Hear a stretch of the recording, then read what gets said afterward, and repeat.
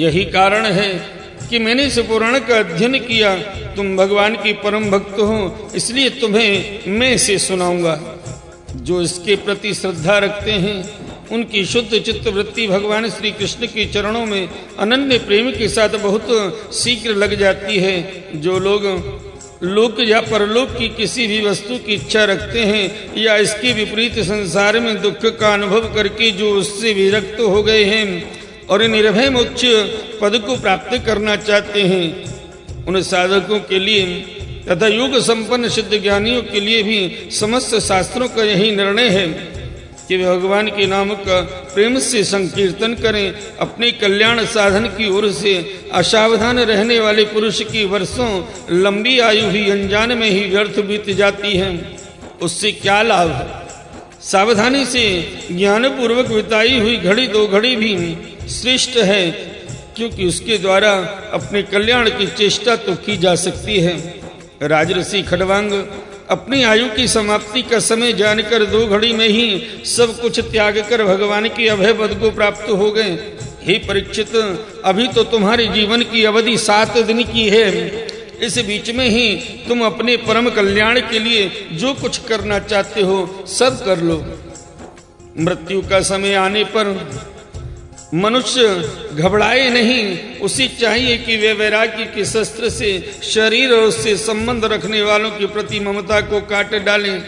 धैर्य के साथ घर से निकलकर पवित्र तीर्थ के जल में स्नान करें और पवित्र तथा एकांत स्थान में विधि पूर्वक आसन लगाकर बैठ जाए। तत्पश्चात परम पवित्र आ उ मा इन 3 मात्राओं से युक्त प्रणव का मन ही मन जप करे।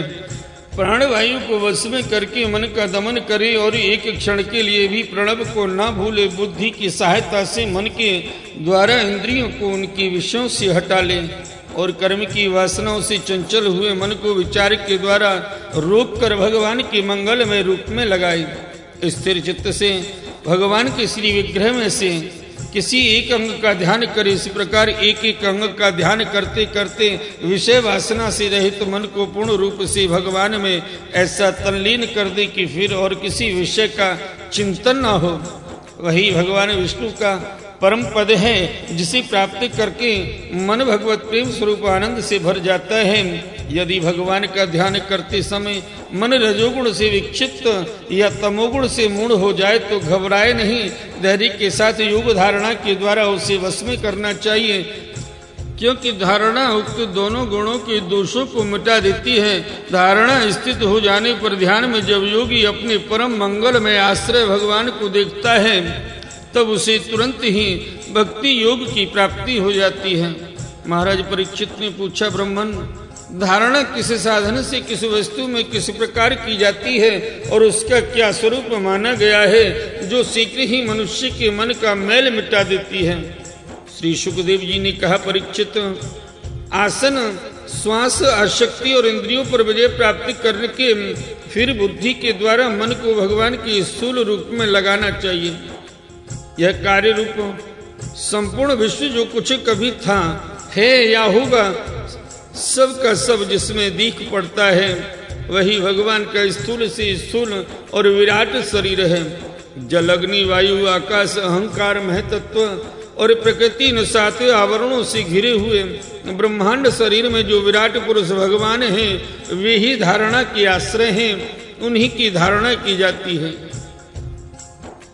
तत्व के पुरुष उनका इस प्रकार वर्णन करते हैं। पाताल विराट पुरुष के तलवे हैं, उनकी एड़ियां और पंजे रसातल हैं। दोनों गुल्फ एड़ी की ऊपर की गांठ महातल है, उनके पैर के पिंडे तलातल हैं। विश्व मूर्ति भगवान के दोनों घुटने सुतल हैं, जांघें बितल और अतल हैं, पेड़ू भूतल हैं। और परीक्षित, उनके नाभि रूप सरोवर को ही आकाश कहते हैं। आदि पुरुष परमात्मा की छाती को स्वर्गलोक, गले को महरलोक, मुख को जनलोक और ललाट को तपोलोक कहते हैं। उन सहस्त्र सिर वाले भगवान मस्तक समूह ही सत्य लोक है। इंद्रादि देवता उनकी भुजाएं हैं, दिशाएं कान और शब्द श्रवणेन्द्रिय हैं। दोनों अश्विनी कुमार उनकी नासिका के चित्र हैं, गंध घ्राणेन्द्रिय है और धधकती हुई आग उनका मुख है। भगवान विष्णु के नेत्र अंतरिक्ष हैं, उनमें देखने की शक्ति सूर्य है और पलकें रात और दिन हैं। उनका भ्रूविलास ब्रह्मलोक है, तालु जल है और जिह्वा रस वेदों को भगवान ब्रह्मरंध्र कहते हैं और यम को दाढ़ है। सब प्रकार की स्नेह दांत हैं और उनकी जगमोहनी माया को ही उनकी मुस्कान कहते हैं। ये अनंत सृष्टि उसी माया का कटाक्ष विक्षेप है। लज्जा ऊपर का होठ और लोभ नीचे के होठ है। धर्म स्तन और अधर्म पीठ है। प्रजापति उनकी मूत्रेंद्रिय है। मित्रा वरुण अंडकोश है। समुद्र कोक है और बड़े बड़े पर्वत उनकी हड्डियां हैं। ही राजन विश्व मूर्ति विराट पुरुष की नाड़ियां नदियां ही वृक्ष रोम है। परम प्रबल वायु श्वास है। काल उनकी चाल है और गुणों का चक्कर चलाते रहना ही उनका कर्म है। हे परीक्षित, बादलों को उनके केस मानते हैं। संध्या उन अनंत का वस्त्र है। महात्माओं ने अव्यक्त मूल प्रकृति को ही उनका हृदय बतलाया है और सब विकारों का खजाना उनका मन चंद्रमा कहा गया है। महतत्व को सर्वात्मा भगवान का चित्त कहते हैं और रुद्र उनकी अहंकार कहे गए हैं।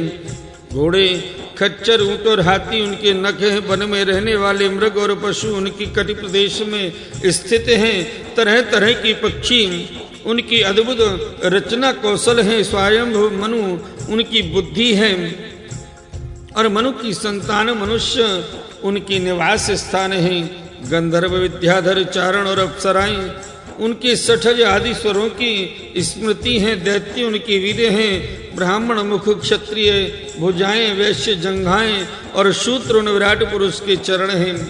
विविध देवताओं के नाम से जो बड़े बड़े द्रव्य में यज्ञ किए जाते हैं वे उनके कर्म हैं। ही परीक्षित, विराट भगवान के स्थूल शरीर का यही स्वरूप है। सो मैंने तुम्हें सुना दिया। इसी में मुमुक्ष पुरुष बुद्धि के द्वारा मन को स्थिर करते हैं, क्योंकि इससे भिन्न और कोई वस्तु नहीं है।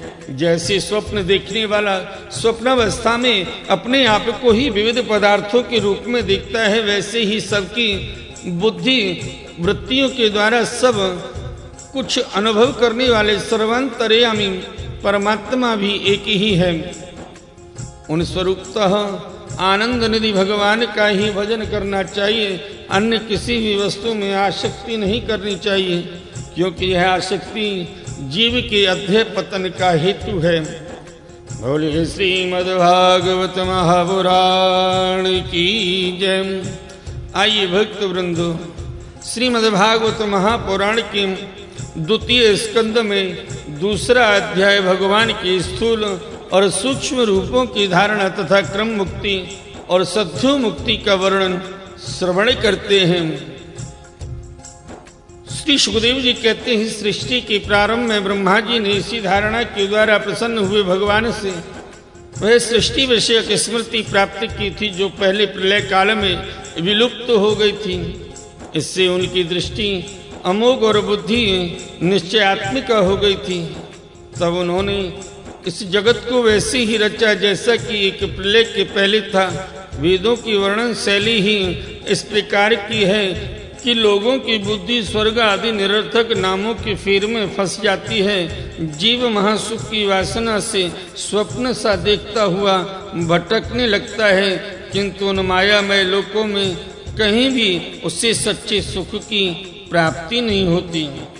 इसीलिए विद्वान पुरुष को चाहिए कि वे विविध नाम वाले पदार्थों से उतना ही व्यवहार करे जितना प्रयोजनीय हो।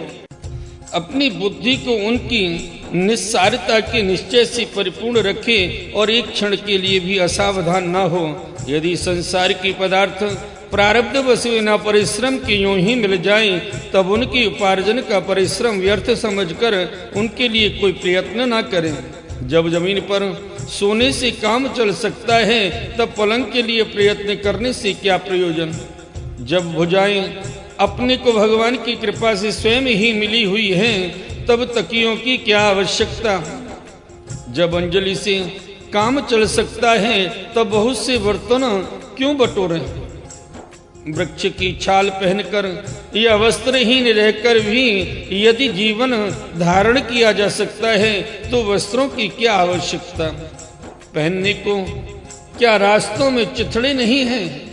भूख लगने पर दूसरों के लिए ही शरीर धारण करने वाले वृक्ष क्या फल फूल की भिक्षा नहीं देते? जल चाहने वालों के लिए नदियां क्या बिल्कुल सूख गई हैं? रहने के लिए क्या पहाड़ों की गुफाएं बंद कर दी गई हैं? अरे भाई, सब ना सही, क्या भगवान भी अपने शरणागतों की रक्षा नहीं करते? ऐसी स्थिति में बुद्धिमान लोग भी धन के नशे में चूर घमंडी धनियों की चापलूसी क्यों करते हैं? इस प्रकार विरक्त हो जाने पर अपने हृदय में नित्य विराजमान स्वतः सिद्ध आत्मस्वरूप परम प्रियतम परम सत्य जो अनंत भगवान हैं, बड़े प्रेम और आनंद से दृढ़ निश्चय करके उन्हीं का भजन करें, क्योंकि उनके भजन से जन्म मृत्यु के चक्कर में डालने वाले अज्ञान का नाश हो जाता है। पशुओं की बात तो अलग है, परंतु मनुष्यों में भला ऐसा कौन है जो लोगों को इस संसार रूप